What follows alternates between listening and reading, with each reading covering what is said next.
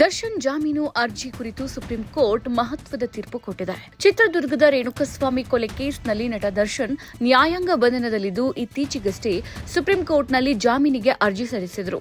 ದರ್ಶನ್ ಪರ ವಕೀಲರು ಹಾಗೂ ವಿಶೇಷ ಪಬ್ಲಿಕ್ ಪ್ರಾಸಿಕ್ಯೂಟರ್ ವಾದ ಪ್ರತಿವಾದ ಆಲಿಸಿದ ಸುಪ್ರೀಂ ಕೋರ್ಟ್ ಇಂದು ದರ್ಶನ್ ಜಾಮೀನು ಅರ್ಜಿಯನ್ನು ಪುರಸ್ಕರಿಸಿಲ್ಲ.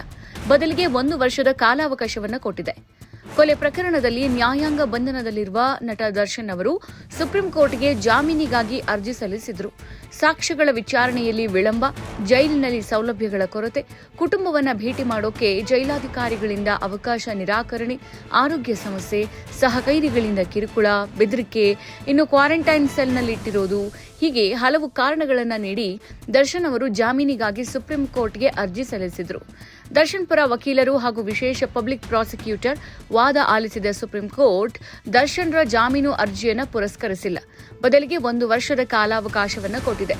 ಜಾಮೀನು ಅರ್ಜಿಯ ವಿಚಾರಣೆ ಆಲಿಸಿದ ಸುಪ್ರೀಂ ಕೋರ್ಟ್ ಪ್ರಕರಣದ ವಿಚಾರಣೆಗೆ 1 ವರ್ಷದ ಕಾಲಾವಧಿ ಕೊಟ್ಟಿದ್ದು, ಅಷ್ಟರಲ್ಲಿ ಕನಿಷ್ಠ 60 ಸಾಕ್ಷ್ಯಗಳ ವಿಚಾರಣೆ ಮುಗಿಯದಿದ್ದಲ್ಲಿ ಜಾಮೀನು ಅರ್ಜಿಯನ್ನು ಪರಿಗಣಿಸುವುದಾಗಿ ಹೇಳಿದೆ.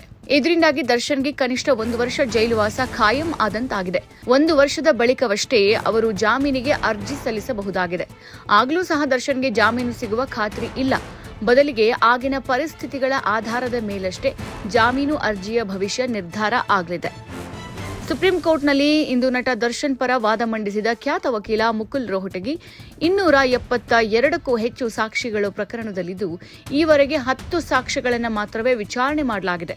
ಮುಖ್ಯ ಸಾಕ್ಷಿಗಳ ವಿಚಾರಣೆಯನ್ನಾದರೂ ಮುಗಿಸುವಂತೆ ನಾವು ಕೇಳಿದ್ದೆವು, ಆದರೆ ಅದು ಸಹ ಸಾಧ್ಯವಾಗಿಲ್ಲ ಅಂದರು.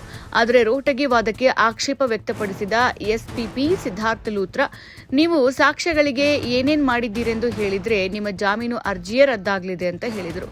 ಬಳಿಕ ನ್ಯಾಯಾಲಯಕ್ಕೆ ಮಾಹಿತಿ ನೀಡಿದ ವಕೀಲರು ಮುಂದಿನ 1 ವರ್ಷದಲ್ಲಿ 60 ಸಾಕ್ಷ್ಯಗಳ ವಿಚಾರಣೆ ಮುಗಿಸುವುದಾಗಿ ಮಾಹಿತಿ ಕೊಟ್ಟರು.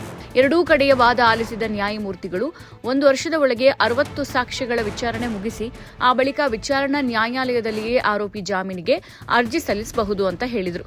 ಜೊತೆಗೆ ಆರೋಪಿಗೆ ಇತರೆ ಕೈದಿಗಳಿಗೆ ನೀಡಿರುವ ಸವಲತ್ತುಗಳನ್ನೇ ನೀಡಬೇಕು ಅಂತ ಸೂಚಿಸಿದರು. ಕ್ವಾರಂಟೈನ್ ಸೆಲ್ ಬಗ್ಗೆ ಯಾವುದೇ ಸೂಚನೆ ಅಥವಾ ಆದೇಶವನ್ನ ನೀಡುವುದಿಲ್ಲ ಅಂತ ನ್ಯಾಯಮೂರ್ತಿಗಳು ಹೇಳಿದರು.